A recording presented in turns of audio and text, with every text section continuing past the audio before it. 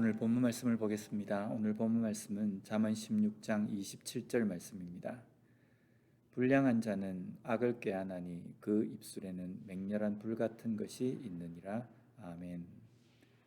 오늘 본문 말씀에 불량한 자가 나옵니다. 우리가 일반적으로 불량한 자, 불량한 사람이라고 이야기할 때 어떤 사람을 불량한 사람이라고 이야기합니까? 흔히 우리가 생각할 때는 다른 사람을 괴롭히는 사람, 또 법을 어기는 사람, 이런 사람을 불량한 사람이라고 이렇게 이야기할 수 있을 겁니다. 오늘 본문에 보면 이 불량한이라는 단어에 해당하는 히브리어 벨리야알이라는 이 단어는 무가치한, 쓸모없는 이라는 뜻입니다. 그래서 성경에서 지금 말씀하는 이 불량한 자라는 것은 무가치한 사람, 쓸모없는 사람이라는 의미입니다. 우리가 일반적으로 생각할 때 불량한 사람, 쓸모없는 사람, 법을 어기고 다른 사람을 괴롭히는 사람을 우리가 쓸모없는 사람이라고 생각하는데, 그래서 이런 사람들은 교회에 와서는 안 된다는 생각이 우리 속에 지배적입니까? 법을 어기거나 다른 사람을 괴롭히는 사람은 쓸모없는 사람이기 때문에, 불량한 사람이기 때문에 교회에 나와서는 안 되는 겁니까?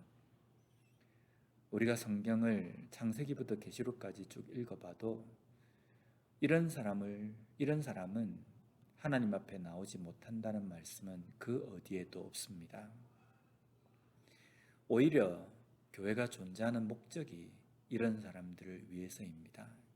내가 죄인임을 깨닫고 그 죄로 인하여서 고통받고 그 죄를 해결할 수 없는 존재들이 하나님 앞에 나와서 부르짖고 회개함으로 말미암아 그 죄의 해결함을 받는 곳이 교회이어야 합니다.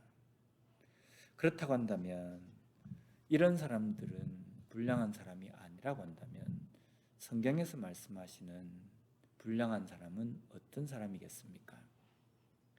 오늘 본문에도 보면 불량한 사람이 쓸모없는 사람이라고 한다면 어떤 사람이 하나님 앞에서 쓸모없는 사람이라고 생각합니까? 단 한 종류의 사람밖에 없습니다. 하나님의 존재를 인정하지 않는 사람입니다. 하나님의 존재를 인정하지 않고 하나님을 부인하는 사람, 하나님의 말씀에서 떠나 있는 사람, 그 사람을 쓸모없는 사람, 불량한 사람이라고 이야기할 수 있습니다. 하나님을 두려워할 줄 모르는 사람, 그러한 자는 오늘 본문 말씀에 보면 악을 꾀한다라고 말씀합니다. 여기에 또 보면 꾀한다라는 이 단어, 히브리어 코레라는 이 단어가 원래 어디에서 유래한 단어냐면요, 구멍을 파다, 우물을 파다라는 의미에서 유래한 단어입니다. 그래서 악을 꾀한다, 한글 성경으로 우리가 생각할 때에는 악을 마음속으로 품는다, 머릿속으로 생각한다, 이것만을 생각할 수 있습니다. 그런데 히브리 원어에서 악을 꾀한다, 코레라고 되어 있을 때는요, 마음속에 품고 생각하고 있던 그 악을 실천에 옮기는 것을 말합니다. 마음속에 있는 그 악을 실천으로 옮겨서 그 행동으로 말미암아 다른 사람들에게 피해를 주는 것, 함정을 파서 남을 빠뜨리게 하거나 우물을 파서 거기에 악한 것을 집어넣거나, 이런 모든 행동, 생각을 행동으로 직접 옮김으로 말미암아 다른 사람들에게 해를 입히는 것, 그것을 오늘 말씀에는 악을 꾀한다라는 말씀입니다. 마음속에 가지고 있던 그 악들을 밖으로 표현하고 그것을 통하여서 다른 사람들에게 해를 입히면서도 마음속에는 전혀 죄책감이 들지 않습니다. 왜 그렇습니까? 마음을 제어하는 능력이 없기 때문입니다. 어떤 기준이 없기 때문입니다. 내 삶을, 내 생각을 제어하는 그러한 능력은 나밖에 없는 겁니다. 그래서 내가 옳다라고 생각하면, 내가 하고 싶다라고 생각하면 해야 되는 것이 오늘 말씀에서 이야기하는 바로 불량한 자라는 겁니다. 그런데 우리 그리스도인들은 마음 가운데 내가 하고 싶은 것, 내가 품고 싶은 것, 이러한 것들이 있음에도 불구하고 내가 기준이 되는 것 같지만 실질적으로 우리의 삶에서는 어떤 것이 우리의 삶의 기준이 되며 제어장치가 됩니까? 바로 하나님입니다. 내가 하고 싶고 내가 어떤 것을 실행에 옮기고 싶다 할지라도 그것을 먼저 하나님 앞에 묻는 것이 우리 그리스도인이라는 겁니다. 그래서 항상 우리의 삶에서는 내 생각보다 하나님의 뜻이 앞서고 내가 하고 싶은 그 마음보다 하나님의 말씀이 더 앞서서 있던 삶을 살아간다는 겁니다. 오늘 불량한 자는요, 그 뒤에 말씀해 보면 그 입술에서 맹렬한 불 같은 것이 있다라고 말씀합니다. 여기에 입에 맹렬한 불 같은 것이 있다는 이 불이라는 것은요, 그 입술을 통해서 터뜨리는 것이 불과 같은 위력을 가진다는 의미입니다. 태우고 다른 사람에게 어떤 해를 입히는 겁니다. 불량한 사람들의 입은 자신들이 하고 싶은 말, 자신들의 감정에 충실하기 때문에요, 다른 사람들의 마음을 살피지 않습니다.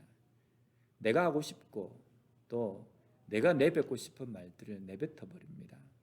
다른 사람들의 감정은 전혀 중요하지 않습니다.